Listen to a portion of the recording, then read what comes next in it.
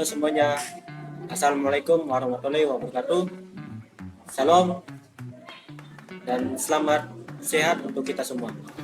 Di sini kami dari kelompok 5 SCTN Sorong Citi Teknologi Networking. Di sini kami akan membahas tentang materi spiral model yang akan diampu oleh dosen pengampu yaitu Muhammad Yusuf dan asisten dosen yaitu Kak Wafik dan Kakak Syarul. Untuk itu mohon diperhatikan presentasi kami dengan baik ya. Di sini sebelum kita masuk ke materi spiral model, kita memperkenalkan anggota-anggota kelompok dari kami.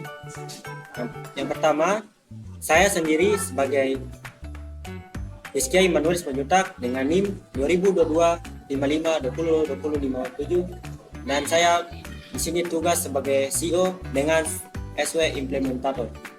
Yang kedua yaitu Pausan Marvin Junior Sawardani dengan NIM 2022 55 20 20 55 dengan tugas sebagai SW Tester dan SW Developer. Yang ketiga, Indriani Kasim Palikum dengan NIM 2022 55 20 20 80 dengan tugas sebagai SW Tester.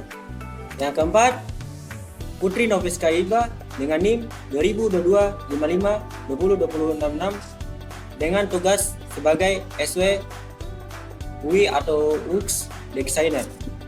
Yang kelima yaitu Cliff Gobola dengan NIM 2022 55 20 20 34 dengan menjabat sebagai CSO atau Security dan SW System Analysis.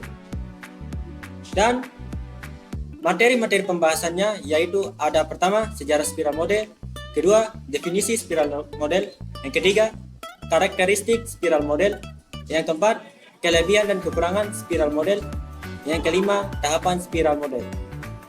Untuk bahasan pertama yaitu sejarah spiral model akan dibawa oleh Putri Novriska Iba. Perkenalkan, nama saya Putri Novriska Iba. Saya akan membawakan materi sejarah model spiral. Sejarah spiral model. Pada gambar di samping, spiral model ditemukan oleh Barry Boehm pada tahun 1988. Barry Boehm merupakan seorang insinyur perangkat lunak Amerika, profesor terkemuka di bidang ilmu komputer, teknik industri dan sistem seperti Profesor Rekayasa Perangkat Lunak, TRW, beserta Direktur Pendiri Pusat Rekayasa Sistem Perangkat Lunak. Beliau dikenal sebagai banyak kontribusinya pada bidang rekayasa perangkat lunak. Beliau meneliti banyak sekali seperti pemodelan proses pengembangan perangkat lunak, rekayasa kebutuhan perangkat lunak, arsitektur perangkat lunak, metrik perangkat lunak, dan model biaya. Lingkungan rekayasa perangkat lunak beserta rekayasa perangkat lunak berbasis pengetahuan.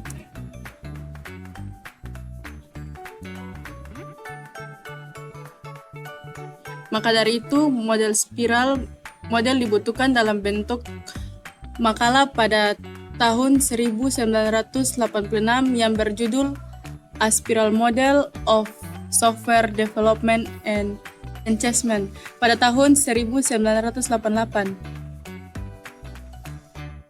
Boehm menerbitkan atau meresmikan makalah yang serupa kepada khalayak yang lebih luas. Makalah-makalah ini memperkenalkan diagram yang telah direproduksi dalam banyak publikasi berikutnya yang membahas model spiral.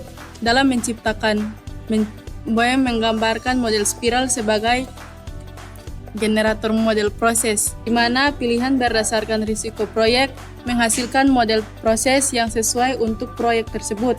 Dengan demikian, model instrumental, waterfall, prototype, dan proses lainnya adalah kasus khusus dari model spiral yang sesuai dengan pola risiko proyek tertentu. Oke, lanjut, materi yang kedua akan dibawakan oleh Fauzan.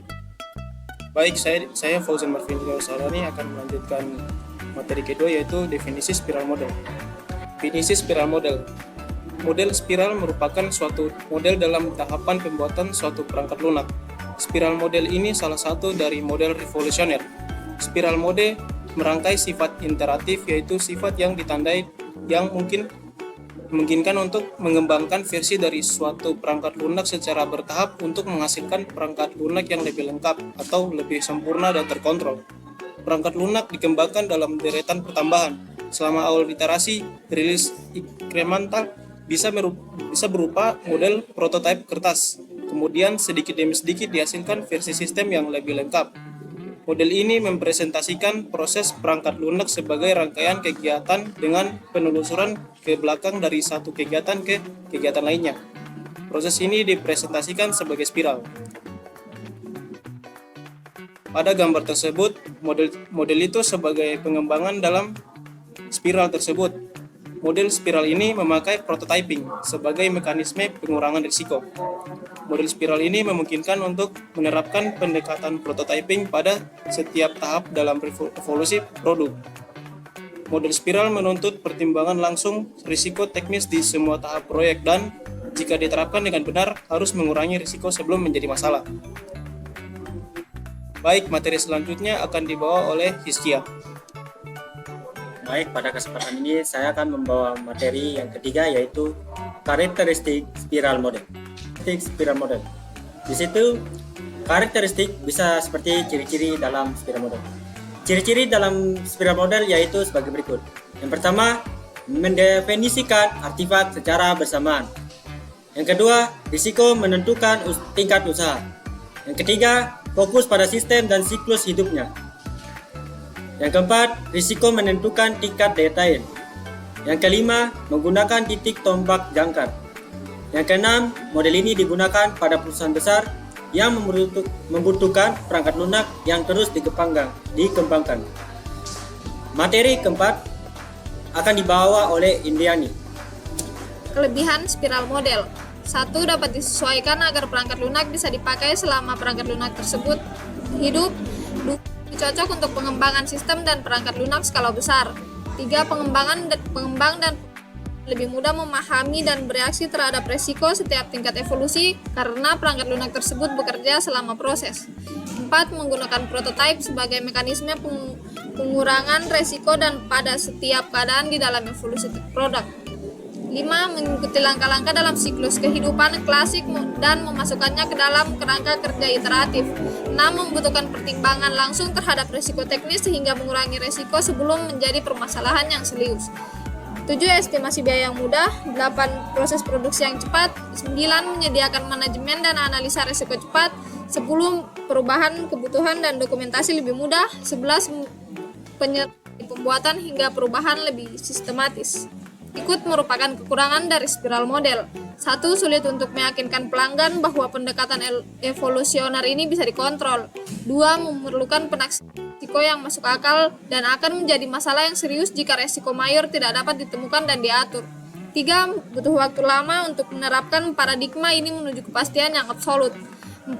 Tidak cocok dan sulit untuk diimplementasikan dalam proyek kecil. 5. Memakan waktu yang cukup lama. 6. Membutuhkan best parties atau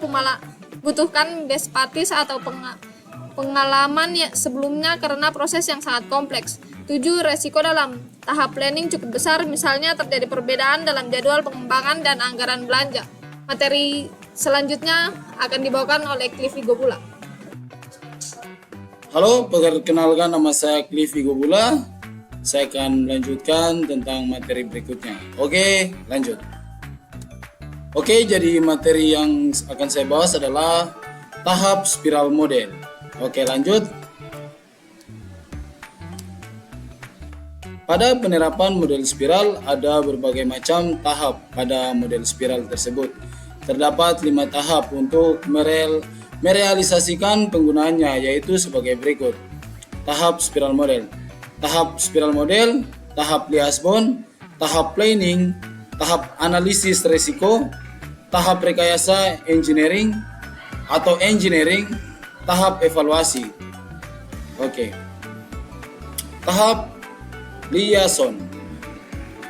Tahap ini berhubungan dengan komunikasi antara pihak-pihak yang terlibat dalam pengembangan software seperti sistem analisis dengan pelanggan atau user. Tujuannya adalah memperbaiki dan mengembangkan software sesuai kebutuhan dan keinginan hingga memuaskan pelanggan. Tahap planning. Tahap perencanaan meliputi estimasi biaya, digunakan batas waktu, pengaturan jadwal, identifikasi lingkungan kerja, sumber-sumber informasi untuk melakukan iterasi, teknik perulangan. Hasil dari tahapan ini adalah dokumen spesifikasi kebutuhan sistem dan bisnis. Tahap yang berikutnya adalah tahap analisis resiko. Tahap analisis resiko ini berfungsi untuk mengidentifikasi resiko yang berpotensi akan terjadi dan menghasilkan solusi alternatif secara teknis dan manajemen saat strategi mitigasi atau supaya untuk mengurangi resiko bencana direncanakan dan diselesaikan. Tahap rekayasa atau engineering. Pada tahap rekayasa ada beberapa kegiatan ini yang akan dilakukan. Kegiatan dalam tahap ini yaitu menguji coding dan mengembangkan software, menginstal software, membuat prototipe, mendesain dokumen, meringkas suatu pengujian software, beserta membuat laporan atas kekurangan dari software agar segera diperbaiki. Tahap berikutnya, tahap konstruksi dan pelepasan reals.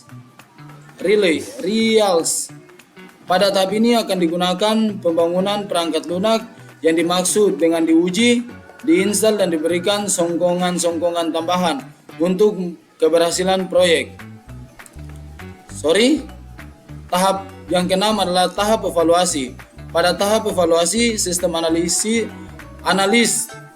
membutuhkan masukan dan tanggapan dari para user atau dalam mengevaluasi perangkat atau produk yang diuji dan memastikan bahwa produk yang dibutuhkan sesuai ketentuan dan telah dibicarakan di awal dengan user.